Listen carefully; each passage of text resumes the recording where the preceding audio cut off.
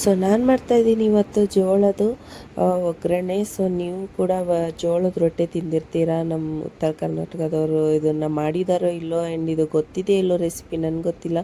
So ನೀವು ನನ್ನ ಚಾನಲಲ್ಲಿ ನೀವು ಆಗಿದ್ದರೆ ಸಬ್ಸ್ಕ್ರೈಬ್ ಮಾಡ್ಕೊಳ್ಳಿ. ಸೊ ಬನ್ನಿ ಇದನ್ನು ಹೇಗೆ ಮಾಡೋಣ ಅಂತ ನೋಡೋಣ.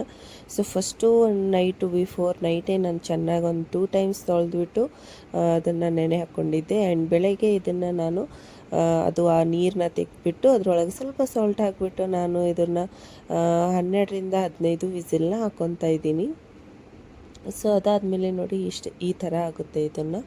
ಸೊ ನೀವು ಇದನ್ನು ಚೆನ್ನಾಗಿ ಮೆತ್ತಗೆ 15 ಸೀಟಿಯಿಂದ ಆಗಿಲ್ಲ ಅಂದರೆ ಇನ್ನೊಂದು 2 ಸೀಟಿನ ಎಕ್ಸ್ಟ್ರಾ ಮಾಡ್ಕೊಳ್ಳಿ. ಸೊ ಇದನ್ನು ಒಗ್ಗರಣೆ ಹೊಡೋಕ್ಕೆ ನಾನು ತೊಗೊತಾ ಇದ್ದೀನಿ ಸ್ವಲ್ಪ ಈರುಳ್ಳಿ ಆ್ಯಂಡ್ ಟೊಮೊಟೊ, ಮೆಣಸಿನ್ಕಾಯಿ ಮತ್ತು ಕರಿಬೇವು ಮತ್ತು ಕೊತ್ತಂಬರಿ. ಇದು ರೆಗ್ಯುಲರ್ ತೊಗೊಳ್ಳೋದೇ ತೊಗೊಳ್ಳಿ. ಇನ್ನು ಎಕ್ಸ್ಟ್ರಾ ನೀವು ಏನಾದರೂ ವೆಜಿಟೇಬಲ್ಸ್ ಆ್ಯಡ್ ಮಾಡಬೇಕು ಅಂತಂದರೆ ಆ್ಯಡ್ ಮಾಡ್ಬೋದು. ಸೊ ನಾನು ಒಂದು ಆಲೂಗಡ್ಡೆ ತೊಗೊಂಡಿದ್ದೀನಿ. ನೀವು ಇಲ್ಲಿ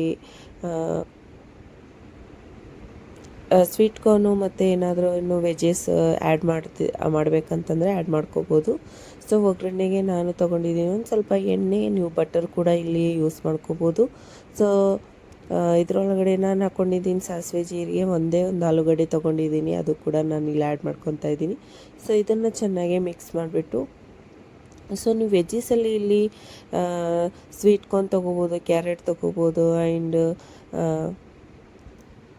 ಕ್ಯಾಪ್ಸಿಕಮ್ಮು ಇದನ್ನೆಲ್ಲನೂ ಹಾಕಿ ಕೂಡ ಮಾಡಿದರೆ ಇನ್ನೂ ಚೆನ್ನಾಗಿ ಟೇಸ್ಟ್ ಇರುತ್ತೆ. ಸೊ ಅದಾದಮೇಲೆ ನಾನು ಮೆಣಸಿನ್ಕಾಯಿ ಮತ್ತು ಕರಿಬೇವು ಹಾಕ್ಕೊಂಡು ಇದನ್ನು ಕೂಡ ಚೆನ್ನಾಗಿ ಮಿಕ್ಸ್ ಮಾಡ್ಕೊತಾ ಇದ್ದೀನಿ. ಸೊ ಆಮೇಲೆ ಇಲ್ಲಿ ಇನ್ನೊಂದು ಸ್ವಲ್ಪ ಈರುಳ್ಳಿ ಕೂಡ ಹಾಕ್ಕೊತಾ ಇದ್ದೀನಿ.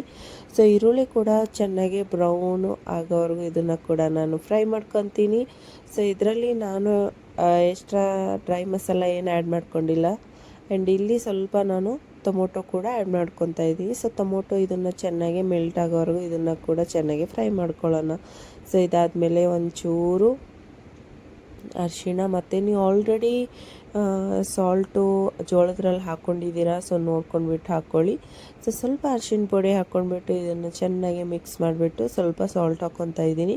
ಯಾಕಂದರೆ ನಾನು ಜೋಳದಲ್ಲೂ ಕೂಡ ಒಂಚೂರು ಸಾಲ್ಟು ಆ್ಯಡ್ ಮಾಡಿದ್ದೆ. ಸೊ ಅದರಿಂದ ನೀವು ಸಾಲ್ಟ್ ನೋಡ್ಕೊಂಡು ಹಾಕಿ. ಲಾಸ್ಟಲ್ಲಿ ನಿಮಗೇನಾದರೂ ಕಮ್ಮಿ ಅನಿಸಿದರೆ ಟೇಸ್ಟ್ ಮಾಡಿ ಕೂಡ ಹಾಕ್ಕೋಬೋದು. ಸೊ ಇದು ಕೂಡ ಚೆನ್ನಾಗಿ ನಾವು ಮಿಕ್ಸ್ ಮಾಡ್ಕೊಂಡ್ಬಿಟ್ಟು, ಸೊ ಟೊಮೊಟೊ ಚೆನ್ನಾಗಿ ಮೆಲ್ಟ್ ಆಗೋವರೆಗೂ ನಾವು ಮುಚ್ಚಿಬಿಟ್ಟು ಇದನ್ನು ಚೆನ್ನಾಗಿ ಫ್ರೈ ಮಾಡ್ಕೊಳ್ಳೋಣ.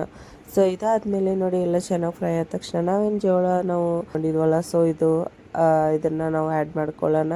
ಇದು ತುಂಬ ಹೆಲ್ದಿ ಕೂಡ ಇದೆ, ಟೇಸ್ಟಿ ಕೂಡ ಬರುತ್ತೆ. ಆ್ಯಂಡ್ ಇದನ್ನು ಅವಾಗವಾಗ ಮಾಡಿ ತಿಂತೀರಿ. ಮಕ್ಕಳಿಗಂತೂ ತುಂಬ ಹೆಲ್ದಿ ಇರುತ್ತೆ ತಿನ್ನೋಕ್ಕೆ. ಸೊ ನೀವು ಜೋಳದ ರೊಟ್ಟಿ ಮಾಡೋಕ್ಕಾಗಿಲ್ಲ ಅಂದರೆ ಇದು ಕೂಡ ನೀವು ಮಾಡ್ಕೊಂಡು ತಿನ್ಬೋದು.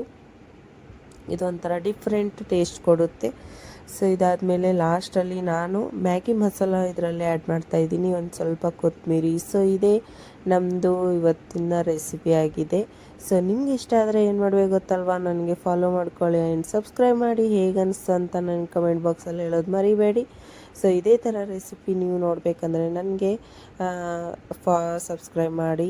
ಆವಾಗಲೇ ನಾನು ಏನೇನು ಅಪ್ಲೋಡ್ ಮಾಡಿದ್ರು ನಿಮ್ಮ ಹತ್ರ ಟನ್ ಅಂತ ನೋಟಿಫಿಕೇಷನ್ ಬರುತ್ತೆ. ಸೊ ನೀವು ಓಪನ್ ಮಾಡಿಬಿಟ್ಟು ನೋಡ್ಕೋಬೋದು. ಸೊ ಇದೇ ಥರ ವೀಡಿಯೋಸ್ನ ನಾನು ನಿಮಗೋಸ್ಕರ ತೊಗೊಂಡು ಬರ್ತಾ ಇರ್ತೀನಿ. ಸೊ ನೆಕ್ಸ್ಟ್ ವೀಡಿಯೋಲಿ ಸಿಗೋಣ. Boy and take care. Thatta.